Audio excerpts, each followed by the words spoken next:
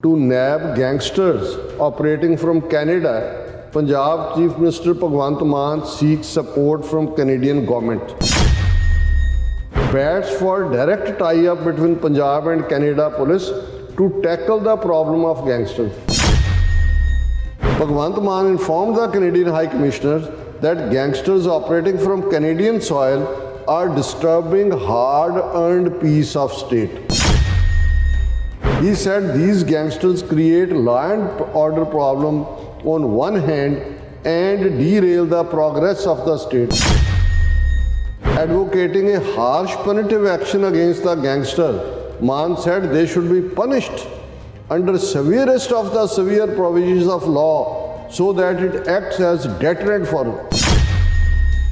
While betting for joint police operations between Canada and Punjab, he said that it is the only way which can free both these lands from gangsters.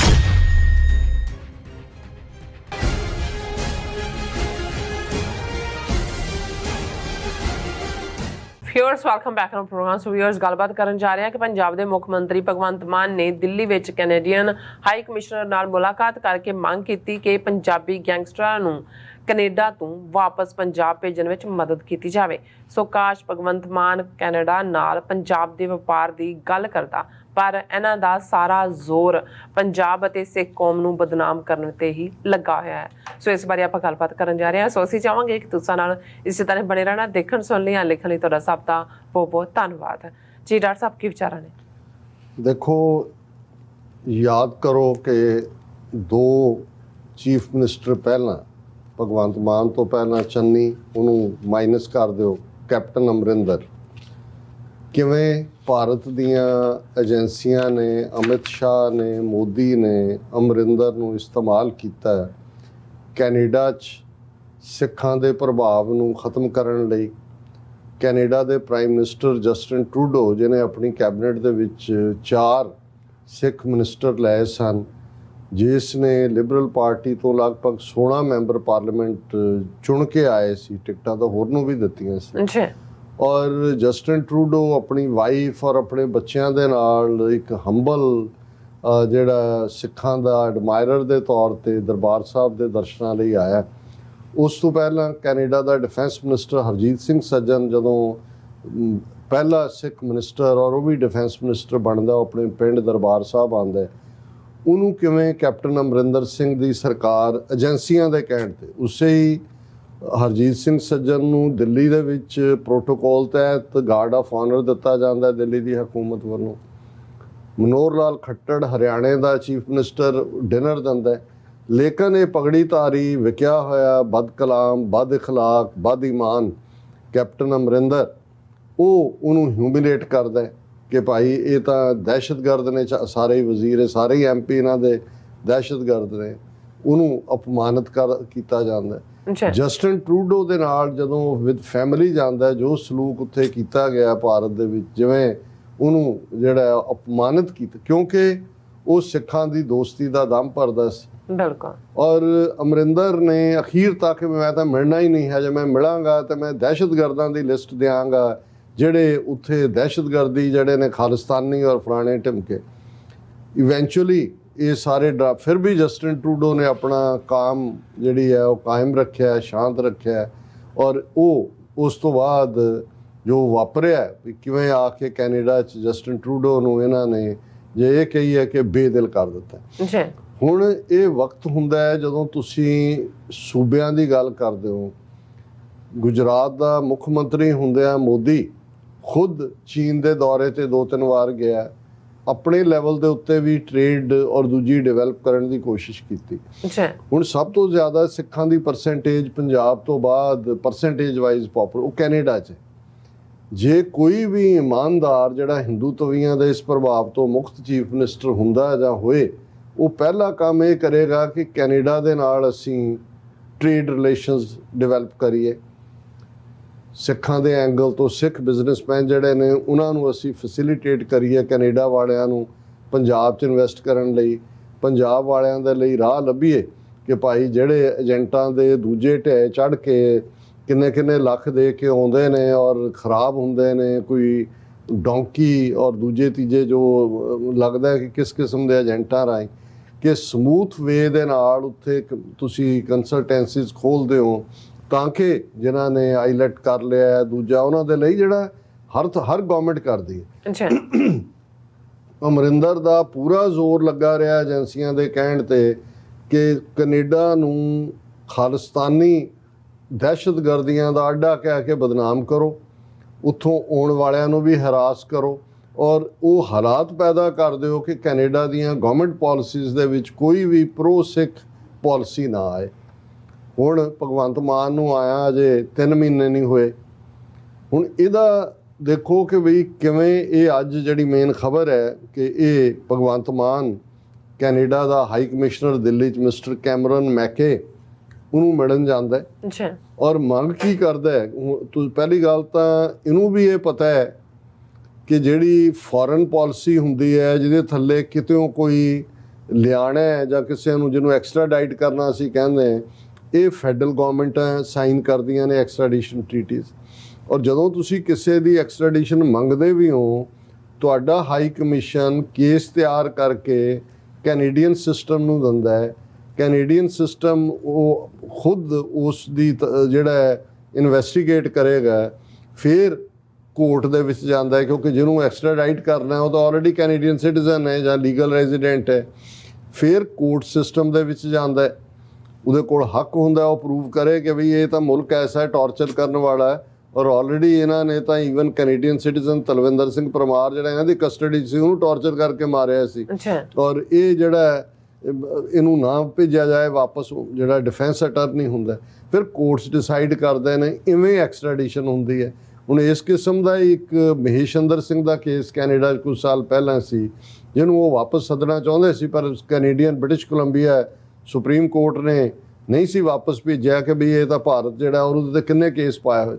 ਹੁਣ ਇਹ ਇੱਕ normal ਜਿਹੜਾ ਇੱਕ politics ਦਾ student ਹੈ ਜਾਂ ਜਿਹੜਾ politics ਦੇ ਵਿੱਚ ਵੜਦਾ ਉਹਨੂੰ ਪਤਾ ਹੈ ਕਿ ਮੁਲਕਾਂ ਦੇ ਵਿੱਚ ਜਿਹੜਾ ਉਹ ਇਸ ਕਿਸਮ ਦਾ, ਹਾਂ ਸਟੇਟ ਜਿਹੜੀ ਹੈ ਉਹ ਤੁਸੀਂ ਕਾਰੋਬਾਰੀ ਲੈਵਲ 'ਤੇ ਤੁਸੀਂ ਦੌਰਾ ਕਰਦੇ ਹੋ, ਤੁਸੀਂ ਕੋਈ ਟੈਕਨੀਕ ਖਰੀਦਦੇ ਹੋ, ਤੁਸੀਂ ਇਨਵੈਸਟਮੈਂਟ ਦੇ ਲਈ ਕਿਸੇ ਨੂੰ ਸੱਦਾ ਦਿੰਦੇ ਹੋ, ਉਹ ਸਮਝ ਆ ਸਕਦਾ। ਪਰ ਹੁਣ ਇਹ ਭਗਵੰਤ ਮਾਨ ਜਿਹੜਾ ਪੰਜਾਬ ਨੂੰ ਰੰਗਲਾ ਪੰਜਾਬ ਬਣਾਉਣਾ ਚਾਹੁੰਦਾ ਹੈ ਬਿਆਨਬਾਜ਼ੀਆਂ ਦੇ ਵਿੱਚ, ਉਹਦਾ ਰੰਗਲਾ ਦੇਖ ਲਓ। ਖਬਰ ਇਹ ਹੈ, two nab gangsters operating from Canada, Punjab chief minister Bhagwant Mann seek support from Canadian government, bats for direct tie up between Punjab and Canada police to tackle the problem of gangsters. कि जी तुसी साडी कनेडा पुलिस ते पंजाब पुलिस असी सीधी गल करिए, बाकी छड्डो। और गैंगस्टर्स जिहड़े ने वो बैठे ने उत्थे और उन्हां नूं जिहड़ा वापस लियाइए। हुण पहली गल ते ये अपने आप दे विच एक चीफ मिनिस्टर दा स्टेट दे जाके इस तो माड़ा की हो सकदा है कि अपनी स्टेट नूं अपने लोकां नूं तुसीं बदनाम। हालांकि जिहड़ा इन्हां ने खुद एजेंसियां ने मर्डर करवाया मूसेवाल दा, कोई एविडेंस अजे तां उन्हां तो जिहड़े सो कॉल्ड शार्प शूटर ने 7-8 वो नहीं फड़े गए हैं। कोई जिहड़ा इन्नियां कन्फ्लिक्टिंग स्टेटमेंट्स ने, कोई अजे तक कैनेडा कनैक्शन किसी लैवल ते भी विद कन्विक्शन ਜਿਹੜਾ ਉਹਨਾਂ ਦੇ ਆਪਣੇ ਕਿਸੇ ਕੋਰਟ 'ਚ ਪ੍ਰੂਵ ਨਹੀਂ ਹੋਇਆ। ਲੇਕਿਨ all of A sudden Punjab ਨੂੰ ਗੈਂਗਸਟਰਸ ਨਾਲ ਜੋੜ ਕੇ ਕੈਨੇਡਾ ਨੂੰ ਪੰਜਾਬੀ ਜਾਂ ਸਿੱਖ ਗੈਂਗਸਟਰਸ ਦੀ ਜਿਹੜੀ ਹੈ ਅਡੋਪਟਡ ਕੰਟਰੀ ਬਣਾ ਦੇਣਾ। ਔਰ ਗੱਲ ਇੱਥੇ ਨਹੀਂ ਮੁੱਕਦੀ, ਉਹ ਉਸ ਪੰਜਾਬ ਪੁਲਿਸ ਨੂੰ ਜਿਹਦੇ ਅਗੇਂਸਟ ਜਾਈਦਾ ਤੁਸੀਂ ਕਾਮੇਡੀ ਰਿਕਾਰਡ ਕੱਢੋ 1991-92 ਤੋਂ ਲੈ ਕੇ ਪੁਲਿਸ ਦੇ ਖਿਲਾਫ ਮੁਕਾਬਲਿਆਂ ਦੇ, ਕਰਪਸ਼ਨ ਦੇ ਖਿਲਾਫ ਜਿੱਥੋਂ ਇਹਦੀ ਕਾਮੇਡੀ ਚੜ੍ਹੀ। तो हुण पंजाब पुलिस के सोले गांदे हैं की कह रहा है, उन्हें कहा कि जी साड़ी जिहड़ी पुलिस है, उन्हें पहला तो उन्हें कहा जी chief minister express concern over the mushrooming up of gangs and gangsters in both the countries. कि दोनों उन्हें कनेडा का भी स्पोक्समैन बन गया भी कनेडा तुहाडे बहुत गैंग्स जिहड़ियां ने मशरूम हो रही हैं। भगवंत मान inform the Canadian high commissioner that gangsters operating from Canadian soil are disturbing hard-earned peace of state। कि जी असी बड़ी मेहनत दे नाल पंजाब च शांति बहार, जिन्ना लॉ एंड ऑर्डर दा हुण उत्थे जनाजा निकलिया होया, अज भी ਕੋਈ ਬੈਂਕ ਚੋਂ ਲੁੱਟ ਰਿਹਾ, ਕੋਈ ਵਪਾਰੀ ਤੋਂ ਖੋਹ ਰਿਹਾ, ਕੋਈ ਘਰਾਂ 'ਚ ਵੜ ਰਹੇ ਨੇ। He said these gangsters create law and order problem on one hand and derail the progress of the state। ਤੁਹਾਡੀ ਕਿਹੜੀ ਪ੍ਰੋਗਰੈਸ? ਪਰ ਹੁਣ ਇਹ ਕੈਨੇਡੀਅਨ ਹਾਈ ਕਮਿਸ਼ਨਰ ਨੂੰ ਜਾ ਕੇ ਇਹ ਪੰਜਾਬ ਦਾ ਇਮੇਜ ਪ੍ਰੈਜ਼ੈਂਟ ਕਰ ਰਿਹਾ। ਫਿਰ ਇਹ ਕਹਿ ਰਿਹਾ advocating a harsh punitive action against the gangsters, Maan said they should be punished under severest of the severe provisions of law so that it acts as deterrent for। ਇਹ ਉਹਨੂੰ ਉਪਦੇਸ਼ ਦੇ ਰਿਹਾ ਜੀ, ਬਹੁਤ ਸਖਤ ਉਹਨਾਂ ਦੀ ਪਨਿਸ਼ਮੈਂਟ ਹੋਏ ਤਾਂ ਕਿ ਉਹ ਜਿਹੜਾ ਉਹਨਾਂ ਨੂੰ ਜਿਹੜਾ ਉਹ ਕ੍ਰਾਈਮ ਨਾ ਕਰਨ। ਫਿਰ ਉਹਨੇ joint while batting for joint police operations between Canada and Punjab, he sad that it is the only way which can free both these lands from gangsters। ਇਹ ਆਪ ਹੀ ਕੈਨੇਡੀਅਨ ਵੀ ਬਣ ਗਿਆ, ਆਪ ਹੀ ਉਹਨਾਂ ਦਾ ਮਸਲਾ ਹੱਲ ਕਰ। ਕਹਿੰਦਾ ਜੀ ਇਹ ਤੁਹਾਨੂੰ ਵੀ ਗੈਂਗਸਟਰ ਖਾ ਰਹੇ ਨੇ, ਆਓ ਰਲ ਕੇ ਕੰਮ ਕਰੀਏ ਔਰ ਸਾਡੇ ਹਵਾਲੇ ਕਰੋ। ਔਰ ਪੰਜਾਬ ਪੁਲਿਸ ਦੇ ਉਹ ਗੁਣ ਗਾਉਂਦੇ ਆ, ਉਹਨੂੰ ਦੇਖੋ।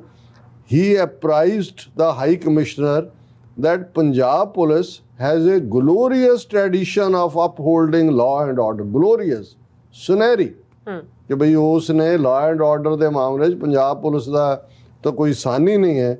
Situation even in historical situation and that if advanced police force like Canada cooperates with Punjab police, then these gangs can be weeded out easily। ਕਿ ਤੁਸੀਂ ਸਾਡੇ ਨਾਲ ਕੋਆਪਰੇਟ ਕਰੋ। ਔਰ ਉਹਦੇ ਤੇ ਮੈਨੂੰ ਹੁਣ ਇਹਦੇ ਤੇ ਤਾਂ ਮੈਂ ਹੋਰ ਕੀ ਕਹਿਣਾ, ਉਹ ਯਾਦ ਆਈ ਕਹਾਣੀ ਕਿ ਵੀ ਕੈਨੇਡਾ ਦੀ police RCMP, Scotland yard England ਦੀ, ਔਰ ਇੰਡੀਆ ਦੀ ਜਿਹਦੇ 'ਚ ਪੰਜਾਬ ਪੁਲਿਸ ਦੇ ਜਿਹਨੂੰ ਇਹ ਗਲੋਰੀਅਸ ਕਹਿ ਰਿਹਾ, ਉਹਨਾਂ ਦੇ ਨੁਮਾਇੰਦੇ ਇਕੱਠੇ ਸੀ ਔਰ ਉਹਨਾਂ ਦੀ ਕੋਈ ਕਾਨਫਰੰਸ ਹੋਈ ਕਿ ਬਈ ਕਿਵੇਂ ਕ੍ਰਾਈਮ ਤੁਹਾਨੂੰ ਕਿੰਨੀ ਦੇਰ ਪਹਿਲਾਂ ਪਤਾ ਲੱਗਦਾ ਹੈ ਔਰ ਤੁਹਾਨੂੰ ਕਿੰਨੀ ਦੇਰ ਮਤਲਬ ਜਦੋਂ ਕੋਈ ਕ੍ਰਾਈਮ ਹੋ ਜਾਂਦਾ ਹੈ ਤੇ ਤੁਸੀਂ ਕਿੰਨੀ ਦੇਰ 'ਚ ਉਹਨੂੰ ਇਨਵੈਸਟੀਗੇਟ ਕਰਦੇ ਹੋ ਤੇ ਕਿੰਨੀ ਦੇਰ 'ਚ ਤੁਸੀਂ ਤਹਿ ਤੱਕ ਪਹੁੰਚ ਜਾਂਦੇ ਹੋ। ਅੱਛਾ, ਕੈਨੇਡਾ ਵਾਲਿਆਂ ਨੇ ਕਿਹਾ ਕਿ ਜੀ ਸਾਨੂੰ ਜਿਹੜਾ 2 ਮਹੀਨੇ ਲੱਗ ਜਾਂਦੇ ਨੇ, ਅਸੀਂ ਕਿਉਂਕਿ ਕੋਰਟ 'ਚ ਐਵੀਡੈਂਸ ਪ੍ਰੂਵ ਕਰਨੀ ਹੁੰਦੀ ਹੈ ਔਰ ਅਸੀਂ ਜਦੋਂ ਤੱਕ ਪੂਰੀ ਇਨਵੈਸਟੀਗੇਟ ਨਾ ਕਰੀਏ, ਪੂਰਾ ਕੌਨਫੀਡੈਂਟ ਨਾ ਹੋਈਏ। ਸਕਾਟਲੈਂਡ ਯਾਰਡ ਨੇ ਕਿਹਾ ਕਿ ਜੀ ਅਸੀਂ ਕਿਉਂਕਿ ਸਾਡੇ ਵੀ ਕੋਰਟ 'ਚ ਜਿਹੜੀ ਕਨਵਿਕਟ ਕਰਨਾ ਔਖਾ ਹੁੰਦਾ ਹੈ, ਅਸੀਂ ਮਹੀਨੇ ਤੱਕ ਸੁਰਾਗ ਤਾਂ ਲਾ ਲੈਂਦੇ ਹਾਂ, ਪਰ ਜਿਹੜਾ ਅਸੀਂ ਕੇਸ ਵਗੈਰਾ ਪੂਰਾ ਤਿਆਰ, ਅਰੈਸਟ ਅਸੀਂ ਉਸ ਤੋਂ ਬਾਅਦ ਹੀ ਕਰਦੇ ਹਾਂ ਜਦੋਂ ਸਾਡੇ ਕੋਲ ਸਬੂਤ ਹੁੰਦੇ ਨੇ। ਤੇ ਫਿਰ ਇੰਡੀਆ ਨੂੰ ਰਿਪਰੈਜ਼ੈਂਟ ਕਰਦੀ ਪੰਜਾਬ ਪੁਲਿਸ ਨੇ ਕਿਹਾ ਤੁਸੀਂ, ਉਹ ਕਹਿੰਦਾ ਜੀ ਸਾਨੂੰ ਕ੍ਰਾਈਮ ਹੋਣ ਤੋਂ 1 ਹਫ਼ਤਾ ਪਹਿਲਾਂ ਪਤਾ ਲੱਗ ਜਾਂਦਾ। ਸੋ ਹੁਣ ਇਹ ਉਹ ਪੰਜਾਬ ਪੁਲਿਸ 1 ਹਫ਼ਤਾ ਪਹਿਲਾਂ ਕਿ ਮਤਲਬ ਹੁੰਦਾ ਹੀ ਕ੍ਰਾਈਮ ਇਹਨਾਂ ਨੇ ਕਰਾਇਆ ਹੁੰਦਾ। ਔਰ ਜਿਵੇਂ ਇਹ ਖੁਦ ਇੱਕ ਵਾਰੀ ਗਿਆਨੀ ਜ਼ੈਲ ਸਿੰਘ ਨੇ ਚੀਫ ਮਿਨਿਸਟਰ ਹੁੰਦਿਆਂ ਕਿਹਾ ਸੀ, ਉਹਨੇ ਕਿਹਾ ਵੀ ਇੱਕ ਕਿਸਮ ਦੇ ਮਰਡਰ ਨੂੰ ਛੱਡ ਕੇ ਜਿਹੜੇ ਪੈਸ਼ਨ ਥੱਲੇ ਹੁੰਦੇ ਨੇ, ਹੈ ਨਾ, ਮਤਲਬ ਇਹ ਹੈ ਕਿ ਕੋਈ ਕਿਤੇ ਗਿਆ, ਉਹਨੇ ਦੇਖਿਆ ਕਿ ਭਾਈ ਕੋਈ ਇਮੋਰਲ ਗੱਲ ਹੋ ਰਹੀ ਹੈ, ਉਹਦੀ ਡਾਟਰ ਨਾਲ ਹੋ ਰਹੀ ਹੈ, ਉਹਦੀ ਵਾਈਫ ਨਾਲ, ਉਹ ਗੁੱਸੇ 'ਚ ਆਇਆ ਜੋ ਉਹਦੇ ਕੋਲ ਆਇਆ ਉਹਨੂੰ। ਬਾਕੀ ਉਹਨੇ ਕਿਹਾ ਕਿ 99% ਜਿਹੜੇ ਕ੍ਰਾਈਮ ਹੁੰਦੇ ਨੇ ਉਹ ਪੁਲਿਸ ਦੇ ਨਾਲ ਮਿਲ ਕੇ ਹੀ ਹੁੰਦੇ ਨੇ। ਔਰ ਉਹ ਕਹਿੰਦਾ ਸਾਨੂੰ ਤਾਂ ਹਫ਼ਤਾ ਪਹਿਲਾਂ ਪਤਾ ਹੁੰਦਾ, ਤੁਸੀਂ ਤਾਂ ਬਾਅਦ ਚ ਲੱਭਦੇ ਰਹਿੰਦੇ ਹੋ, ਕੋਈ ਮਹੀਨਾ ਬਾਅਦ, ਕੋਈ 2 ਮਹੀਨੇ ਬਾਅਦ।